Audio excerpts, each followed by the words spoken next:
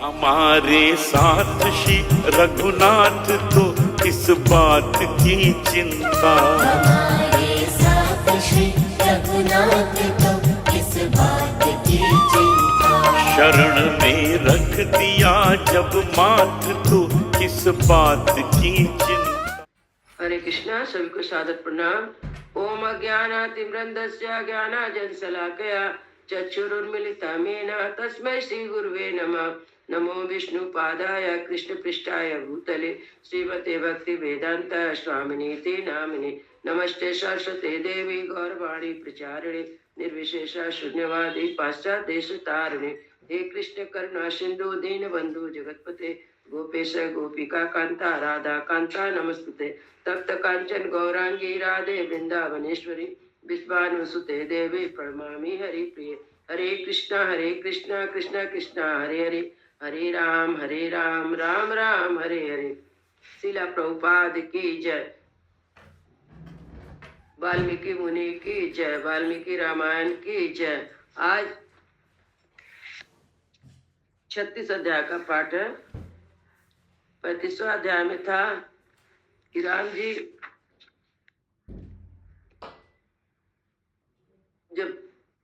जी बोले सुमंत को कि मैं आया हूँ, जाकर दशरथ जी से, महाराज दशरथ जी से खबर कर दो। तो दरवाजे पे खड़े थे राम जी और उन्होंने जाके खबर किया। तब दशरथ जी बोलते कि मेरी और सब रानियों को बुला के लाओ। जब सब रानियां आ गई तब महाराज दशरथ बोले कि अब राम जी को बुला के ले आओ। राम जी भी आते हैं। तो उसके बाद सुमंत जी जो थे वे कैकई को समझाते हैं कि तुम ऐसा मत करो। कहते हैं कि देवी, जब तुम अपने संपूर्ण चराचर जगत के स्वामी स्वयं अपने पति महाराज दशरथ का ही त्याग कर दिया, तो इस जगत में ऐसा कुकर्म नहीं है जिसे तुम ना कर सको। बोले जब तुम अपने पति को ही त्याग दी तो संसार में और ऐसा कुकर्म नहीं है जो तुम ना कर सको। उसके बाद राजा दशरथ तुम्हारे पति पालक वरदाता है। तुमको इनका अपमान नहीं कर। तुम नारियों के लिए पति की इच्छा का महत्व, बोलते स्त्री के लिए अपने पति की इच्छा का महत्व करोड़ों पुत्र से भी अधिक है। तुम्हारे पुत्र भरत राजा हो जाए और इस पृथ्वी पर शासन करे, किंतु हम लोग सब मिलके राम जी के साथ ही वन में चले जाएंगे। और कहते हैं कि तुम्हारी माता भी अपने कुल के अनुरूप जैसा स्वभाव था वैसा स्वभाव तुम्हारा भी है। लोक में एक कहावत है कि नीम में कभी मधु नहीं टपकता। कहते तुम्हारी माँ भी ऐसे ही थी और तुम भी ऐसे हो, क्योंकि तुम्हारी माता के दुराग्रह को हम लोग जानते हैं। तो फिर बताने लगे कि माँ जो कैकई के पिता थे उनको किस साधु ने वर दिया था कि वो पशु पक्षी की बात को समझ सकते थे। तो एक दिन सोए हुए थे, पास में कैकई की माँ भी लेटी हुई थी। तो उन्होंने पक्षी की आवाज सुने और उनकी बातों को सुनकर वो हंसने लगे। तो उनको लगा, कैकई की माता जी को लगा कि ये मेरे को देख के हंस रहे हैं। तो बोले मुझे बताओ तुम किस बात पे हंस रहे हैं, आप किस बात पे हंस रहे हैं, मुझे बताइए। फिर तब वो जो साधु उनको वर दिया था उसके पास गए। तो साधु बोला कि तुम नहीं बताना, अरे बताओगे तो तुम्हारी मृत्यु हो जाएगी। तो आके फिर बोलते हैं यदि मैं तुमको बता दूंगा तो मेरी मृत्यु हो जाएगी। बोली आप मृत्यु हो जाए कोई बात नहीं, लेकिन मुझे बताओ। ऐसा बात सुन के इसी तरह तो वही बात सुमन जी कह रहे हैं कि तुम्हारी माँ को भी अपने पति को जीने मरने का कोई फर्क नहीं था, तुम भी वैसे ही कर रही हो। और यह बात तो 16 आना सच है। लोग 16 आने सच मालूम होती है। पुत्र पिता के समान होते हैं और कन्याएं माता के समान होती हैं। ऐसा कहकर सुमंत हाथ जोड़कर कैकई को बहुत समझाते, लेकिन कैकई टस से मस नहीं होती है। और इसके बाद उसको कोई फर्क नहीं पड़ता है। और 36वां अध्याय में देखते हैं, राजा दशरथ का श्री राम के साथ सेना और खजाने भेजने का आदेश, कैकई द्वारा इसका विरोध, सिद्धार्थ का कैकई को समझाना और राजा श्री राम के साथ जाने की इच्छा प्रकट करना। अब महाराज दशरथ जो राम वन में जाएंगे तो उनके साथ सेना भेजना चाहते हैं। कैकई इसका विरोध करती है और इनका एक मंत्री सिद्धार्थ है जो कैकई को समझाते हैं। और दशरथ महाराज जी बोलते हैं कि मैं भी श्री राम जी के साथ वन में जाऊंगा। 33वां सर्गा। तथा सुमंत्रमिच्छा यच्छावका पीड़ितो अत्र प्रति गया सा भास्पमति निश्वासा जगदेदम पुनर्वचः। तब इच्छाकुल नंदन राजा दशरथ वहां अपने प्रतिज्ञा से पीड़ित हो आंसू बहाते हुए लंबी सांस खींचकर सुमंत से फिर इस बार बोले, सूत रत्न सुसंपूर्ण चतुर्विधा बला च मुह राघवास्यानु राघवास्यानुयात्रार्थम क्षिप्रम प्रतिविधीयताम। सूत, तुम शीघ्र ही रत्नों से भरी पूरी चतुरंगी सेना को श्री राम के पीछे पीछे जाने की आज्ञा दो। रूपा जीवस्य वादिन्यो वाणिज्यस्य महाधनाः शोभयन्तु कुमारस्य वाहिनीः सुप्रसारिताः। रूप से आजीविका चलाने और सरस वचन बोलने वाली स्त्रियां तथा महाधन एवं विक्रय योग द्रव्यों का प्रसारण करने में कुशल वैश्य राजकुमार श्री राम की सेनाओं को सुशोभित करें। एचा एनम उपजीवन्ति रमते यस्या वीर्यतः तेषां बहुविधा दत्त्वा तानप्ये यत्र नियोजया। जो श्री राम के साथ राम के पास रहकर जीवन निर्वाह करते हैं तथा जिन मल्लों से इनका पराक्रम देखकर प्रसन्न रहते हैं उन सबको अनेक प्रकार का धन देकर उन्हें भी इनके साथ जाने की आज्ञा दे दो। आयुधानि च मुख्यानि नागरासकटानि च अनुगच्छन्तु काकुत्स्थं व्याधश्चारणकोविदाः। मुख आयुध नगर के निवासी छकड़े तथा वन के भीतर रहस्य को जानने वाले व्याध काकुस्थ भूषण श्री राम के पीछे पीछे जाएं। निघ्न मृगान कुंजाराश्च पिबराश्चारण का मधु नदीश्च विविधा पश्चन्ना राज्यम संस्पमारिष्यति। वे रास्ते में आए हुए मृगों एवं हाथियों को पीछे लौटाते, जंगली मधु का पान करते और नाना प्रकार की नदियों को देखते हुए अपने राज का स्मरण नहीं करेंगे। धान्य को सच्या कश्चित धन को सच्चा माम कहा तौ रामम अनुगच्छेताम बसंतम निर्जने बने। श्री राम निर्जन वन में निवास करने के लिए जा रहे हैं, अतः मेरा खजाना भंडारे दोनों वस्तुएं इनके साथ जाए। यजन पुण्येषु देशेषु विसर्जं चाप्य दक्षिणाः ऋषि चापि संगम्य प्रवस्यति सुखम बने। ये वन के पावन प्रदेश में करेंगे, उनमें आचार आदि को पर्याप्त दक्षिणा देंगे तथा ऋषियों से मिलकर वन में सुखपूर्वक रहेंगे। भरतस्य महाबाहु अयोध्यायां पालयिष्यति सर्वकामे हि पुनः रामा सा संशयतामिति। महाबाहु भरत अयोध्या पालन करेंगे। श्री राम को संपूर्ण मनोवांछित भोगों से संपन्न करके यहाँ से भेजा जाता। एवं ब्रुवति काकुस्ते कैकेय्यां भयमागतं मुखं चापि गम्क्षु सा स्वर चापि विरुद्धता। जब महाराज दशरथ ऐसी बातें कहने लगे तब कैकेयी को बड़ा भय हुआ, उसका मुंह सूख गया, उसका स्वर भी रुध गया। सा विषाणा च संत्रस्ता मुखेन परिशुष्यता राजान्मेवाभिमुखी कैकेयी वाक्यम अब्रवीत। वह कैकेयी राजकुमारी विषादग्रस्त से त्रस्त होकर सूखे मुख से राजा की ओर मुंह करके बोली, राज्यम गद्धनम साधो पीतमांडां सुरामिव निरास्वाद्यतम शून्यम भरतो नाभिपत्यस्यते। श्रेष्ठ राजा, जिसका सार भाग पहले से ही पी लिया गया हो, उस आस्वाद रहे सुरा को जैसे उसका सेवन करने वाले लोग ग्रहण नहीं करते, उसी प्रकार इस धन सुने राज को जो कदापि सेवन करने योग्य नहीं रह जाएगा, भरत कदापि नहीं ग्रहण करेंगे। कैकेय्या मुक्त लज्जायां वदन्ति यामिति दारुणं राजा दशरथो वाक्यम वाचायत लोचनम।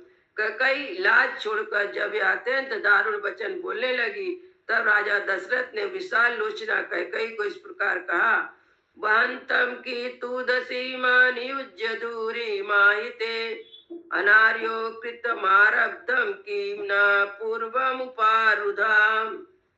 अनार्य अहित कारणी तू राम को वनवास देने की भार में लगा कर जब मैं उसे भार को ढो रहा हूँ, उस अवस्था में क्यों अपने वचनों का चाबुक मार कर मुझे पीड़ा दे रही है। अर्थात पहले ही क्यों नहीं कहा कि श्री राम को अकेले वन में जाना पड़ेगा, उसके साथ सेना आदि सामग्री नहीं जा सकती।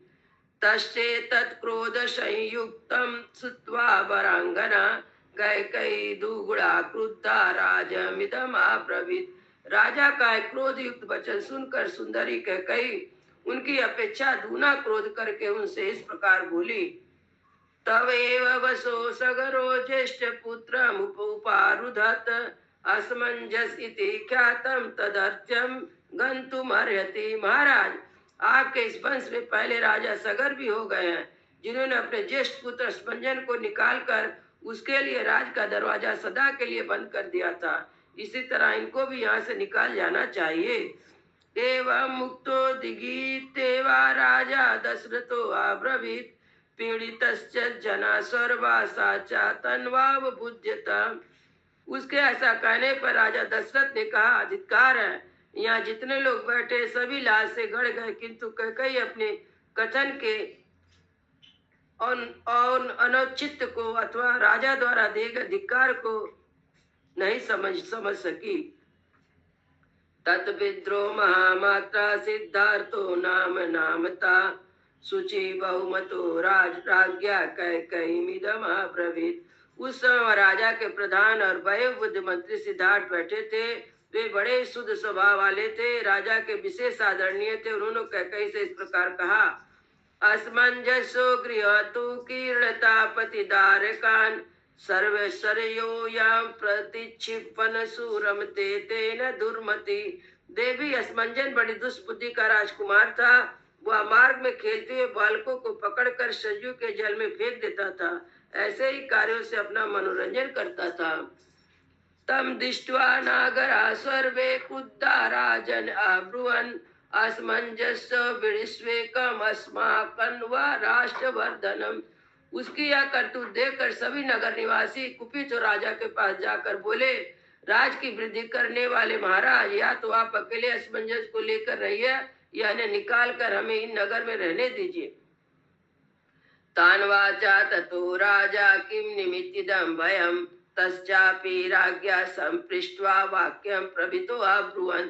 तब राजा ने उनसे पूछा, तुम्हें असमंजस से किस कारण भय हुआ। राजा के पूछने पर प्रजाजनों ने यह बात कही, कीड़स्त्वेषा न पुत्रा न बलानुद्ध भ्रांत चेतसा सरयूयां प्रक्षिपन्ना मौख्याम अतुलाम प्रीति अश्नुते। महाराज, हमारे खेलते हुए छोटे छोटे बच्चों को पकड़ लेते हैं और जो घबरा जाते तो उन्हें सरजू में फेंक देते हैं।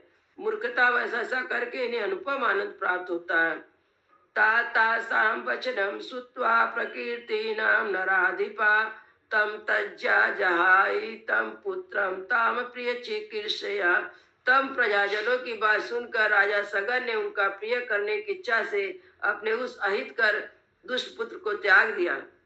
तम यान शीघ्रम आरोग्याम सभायार्म सपरिच्छिदम यावत् जीवत विश्वासोयम मिति तान वसात पिता।